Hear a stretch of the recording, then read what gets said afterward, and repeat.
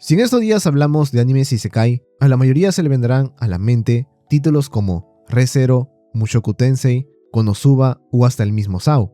Pero hay uno que rara vez es mencionado, a pesar de que su novela ligera es la más vendida de Japón. Sí, estoy hablando de Tensura. Y la razón por la que decidí hacer este video es bastante simple. La contradicción entre el enorme éxito que tiene en Japón y lo poco que se habla de él en Latinoamérica me hizo preguntarme por qué en Japón es tan famoso y en esta parte del mundo no se habla mucho de él. Esa pregunta fue lo que me llevó a darle una oportunidad al anime, para descubrir qué tenía de especial.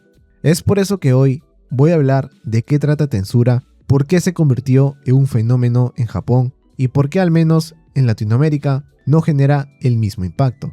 Y quién sabe, después de este video, tal vez más de uno termine dándole una oportunidad a esta historia.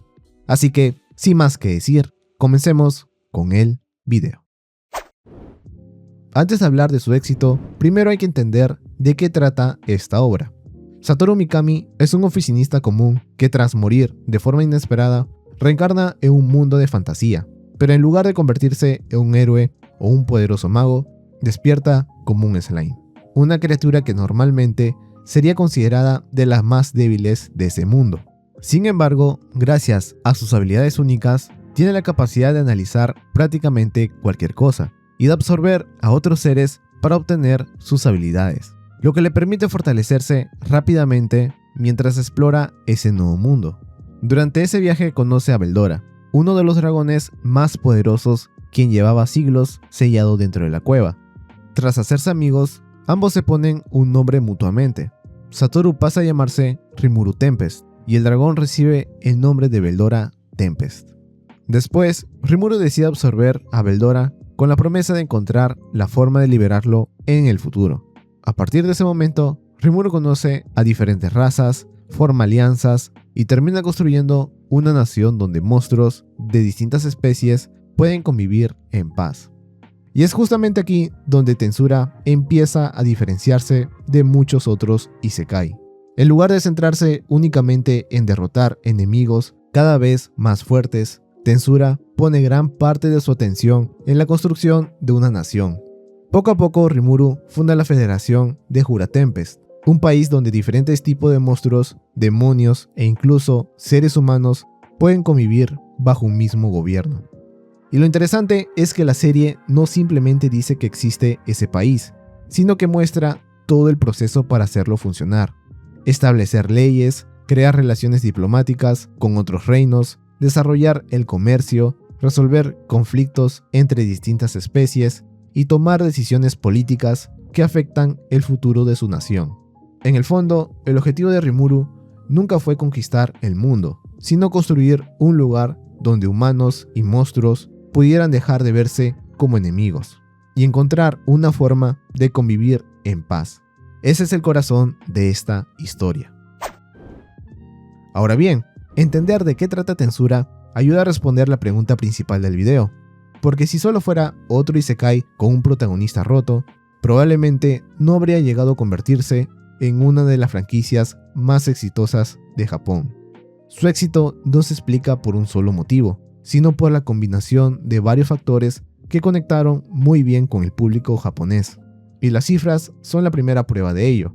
La franquicia de Tensura supera los 62 millones de copias en circulación, convirtiéndose en una de las obras más exitosas del género isekai.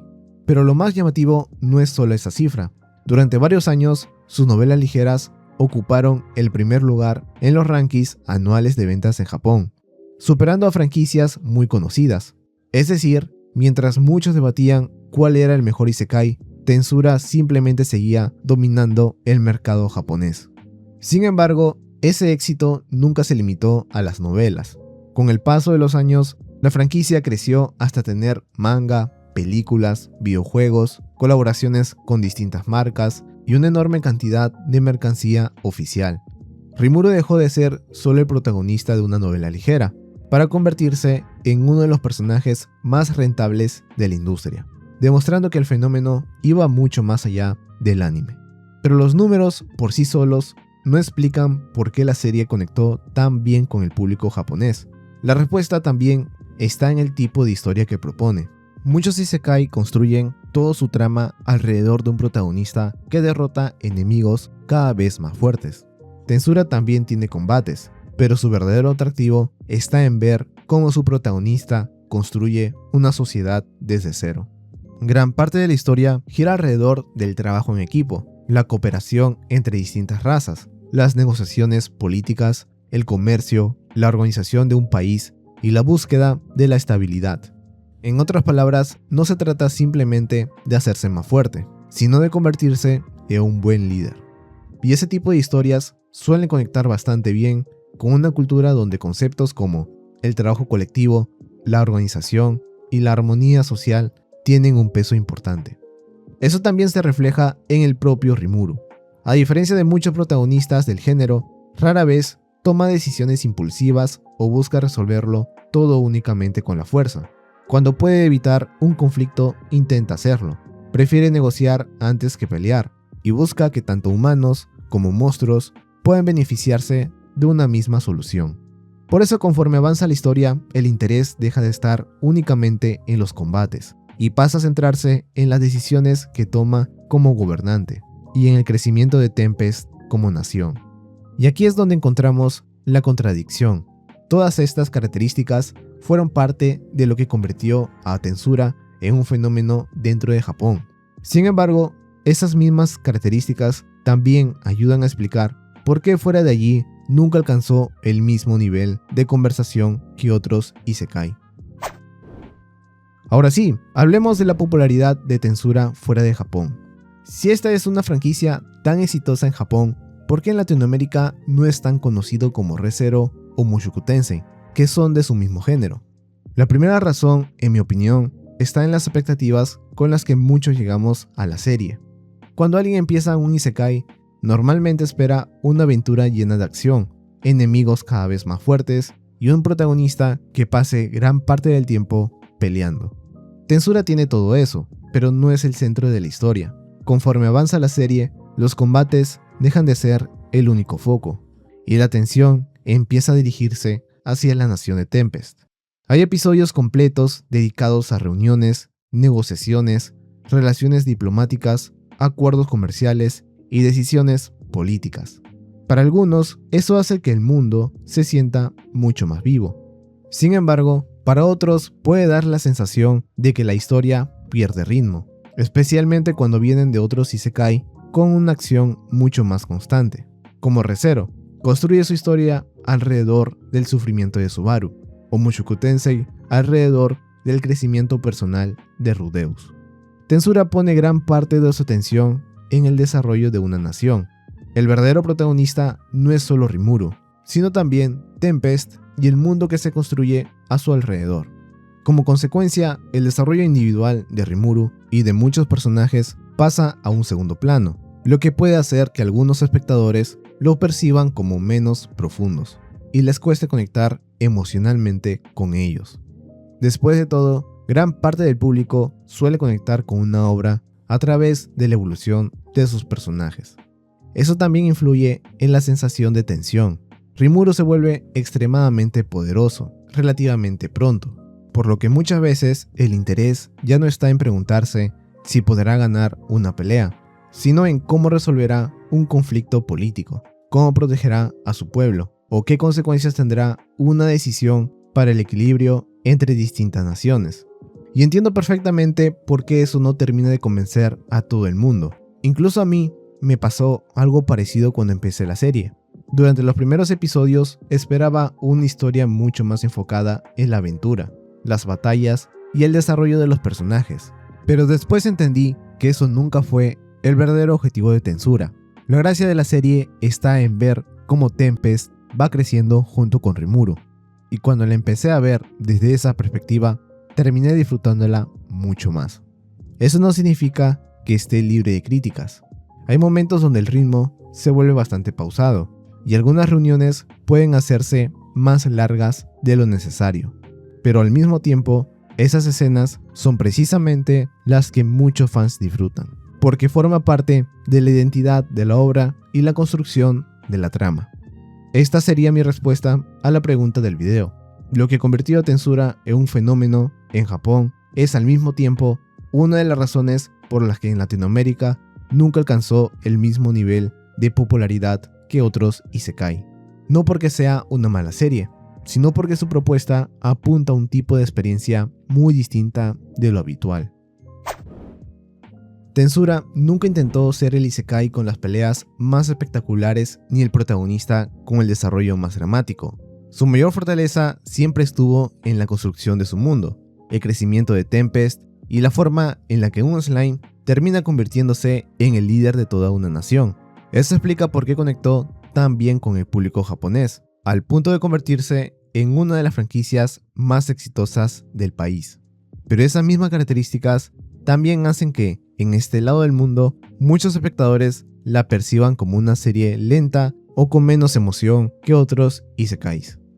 Y eso no significa que una opinión sea más válida que la otra. Al final, todo depende de lo que cada persona busque cuando empieza una historia. Si lo que quiere son combates constantes y tensión en cada capítulo, probablemente haya otros animes que encajen mejor contigo. Pero si disfrutas viendo cómo un mundo evoluciona, cómo se construye una nación desde cero y cómo cada decisión tiene un impacto en ese mundo, entonces es muy probable que entiendas por qué Tensura llegó tan lejos. En mi caso, hubo momentos en los que la serie se me hizo pesada, algunos capítulos dedicados casi por completo a reuniones o a planificar estrategias llegaron a sentirse lentos. Sin embargo, conforme avanzaba la historia, entendí que esas escenas no estaban ahí por casualidad. Muchas de las decisiones que se tomaban en esas reuniones terminaban siendo importantes para los conflictos que aparecen después. Aunque el ritmo baja por momentos, casi siempre termina teniendo una recompensa. Además, la propia historia sabe mantener el interés. Constantemente te deja con la duda de cómo terminará un conflicto o qué nuevas habilidades mostrarán algunos personajes. Y más de una vez consiguió sorprenderme. También considero que Tensura no tiene un elenco de personajes secundarios tan memorable como el de otros animes. Aún así, hay varios que terminan ganándose su lugar. Y para mí, el mejor ejemplo es Diablo. Cada vez que aparece es para darnos momentos impresionantes y otras veces escenas bastante graciosas. Además, siempre logra robarse mi atención porque es de esos personajes que te hacen dudar si es bueno o no. Hay un detalle que muchos quizá no sepan. La historia principal de Tensura ya terminó en las novelas ligeras. El anime, por otro lado, todavía está lejos de adaptar todo el contenido. De hecho, por lo que tengo entendido, recién va aproximadamente por la mitad. Así que todavía queda mucho por contar. Y por lo que he podido ver, esta cuarta temporada debería marcar un punto bastante importante para la historia. Espero que este video también sirva para que más de uno le dé una oportunidad a esta serie. Y antes de terminar el video, me gustaría decir una cosa más. No siempre un anime del que se habla poco es un anime poco exitoso. Tensura es la prueba de que una obra puede convertirse en un fenómeno de ventas, y aún así pasar bastante desapercibida para muchos de nosotros.